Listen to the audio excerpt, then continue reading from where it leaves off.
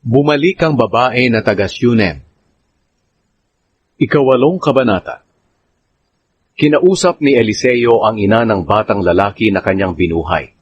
Dalhin mo ang iyong pamilya at manirahan kayo sa ibang lugar, dahil nagpadala ang Panginoon ng taggutom sa Israel, na tatagal ng 7 taon. Kaya sinunod ng babae ang sinabi sa kanya ng lingkod ng Diyos. Umalis siya at ang pamilya niya, at nanirahan sa lupain ng mga Filisteo sa loob ng 7 taon. Pagkatapos ng 7 taon, bumalik siya sa Israel at pumunta sa hari para magmakaawa na ibalik sa kanya ang bahay at lupa niya.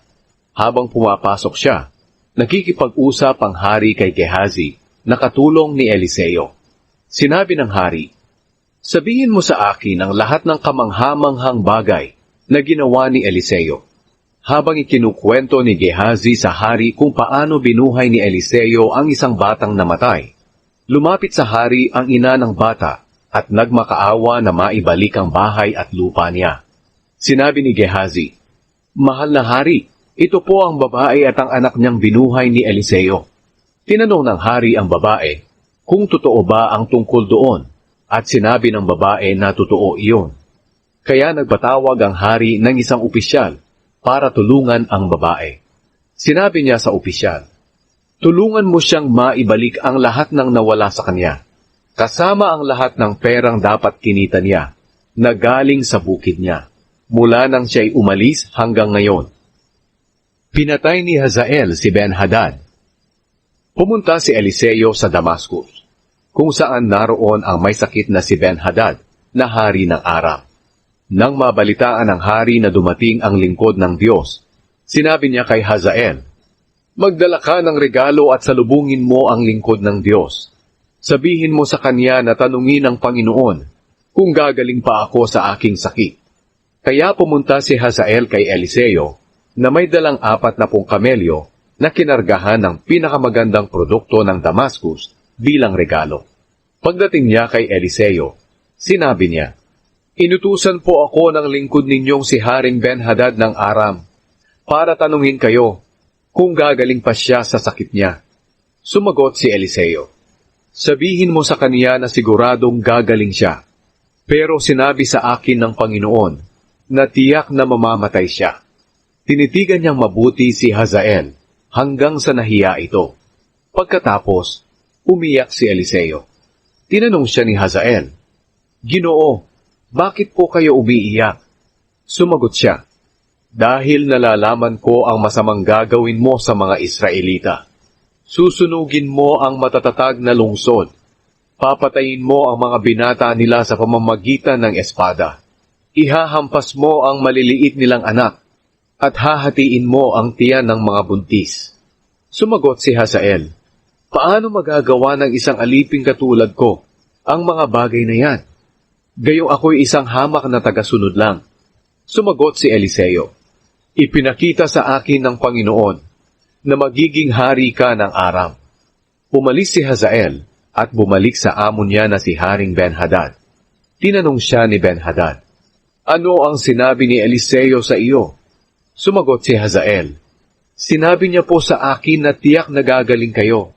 Pero nang sumunod na araw, kumuha si Hazael ng makapal na tela, isinawsaw ito sa tubig, at itinakip sa mukha ng hari, hanggang sa mamatay ito. Kaya si Hazael ang pumalit bilang hari ng Aram. Ang paghahari ni Jehoram sa Huda.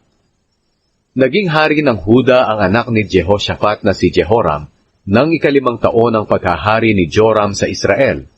Si Joram ay anak ni Ahab. Si Jehoram ay 32 taong gulang nang maging hari. Sa Jerusalem siya tumira, at naghari siya sa loob ng 8 taon.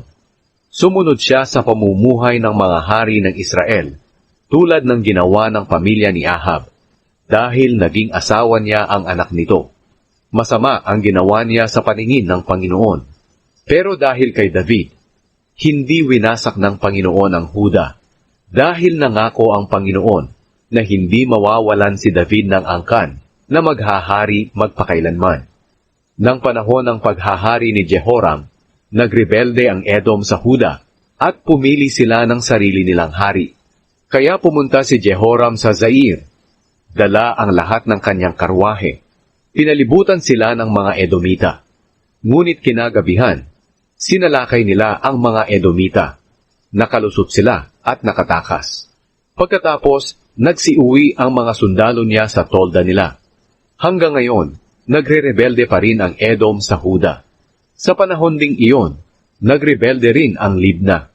Ang iba pang salaysay tungkol sa paghahari ni Jehoram at ang lahat na ginawa niya at pagtatagumpay ay nakasulat sa aklat ng kasaysayan ng mga hari ng Israel. Nang mamatay si Jehoram, inilibing siya sa libingan ng mga ninuno niya sa lungsod ni David, at ang anak niyang si Ahazaya ang pumalit sa kanya bilang hari. Ang paghahari ni Ahazaya sa Huda. Naging hari ng Huda ang anak ni Jehoram na si Ahazaya, nang 12 taon ng paghahari ni Joram sa Israel. Si Joram ay anak ni Ahab. Si Ahazaya ay 22 taong gulang nang maging hari. Sa Jerusalem siya tumira, at naghari siya sa loob ng 1 taon. Ang ina niya ay si Atalia, na apo ni Haring Omri ng Israel. Sumunod siya sa pamumuhay ng pamilya ni Ahab. Masama ang ginawa niya sa paningin ng Panginoon, gaya ng ginawa ng pamilya ni Ahab, dahil ginawa niyang asawa ang isa sa kapamilya nito. Sumama si Ahazaya sa anak ni Ahab na si Joram sa pakikipaglaban kay Haring Hazael ng Aram. Nakipaglaban sila sa Ramot Gilead at nasugatan si Joram. Umuwi si Haring Joram sa lungsod ng Jezreel para magpagaling ng sugat niya. Habang naroon siya, dinalaw siya ni Haring Ahazaya ng Huda.